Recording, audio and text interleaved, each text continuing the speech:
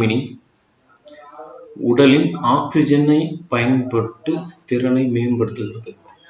So நம்ம வந்து walking போகும்போதோ jogging போகும்போதோ அல்லது ஸ்கிப்பிங் பண்ணும்போதோ நம்மளுடைய ஆக்சிஜன் அதை வந்து பயன்படுத்தி நம்மளுடைய ஸ்ட்ரென்த்தை வந்து மேம்படுத்திக்கிறது. ஏரோபிக் எக்ஸசைசஸ் அப்படின்னு சொல்லலாம்.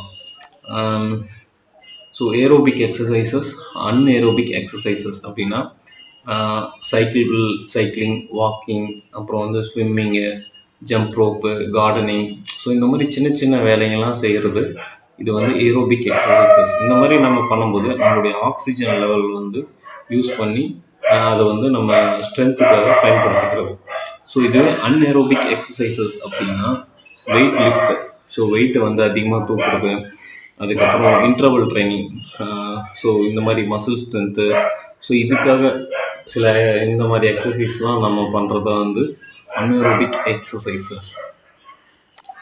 அடுத்தது ஏரோபிக்ஸ் அப்படின்னாலும் இசைக்கேற்ற மாதிரி செய்யப்படும் உடற்பயிற்சி. ஸோ இது எல்லாமே வந்து ஏரோபிக் எக்ஸசைசஸ்.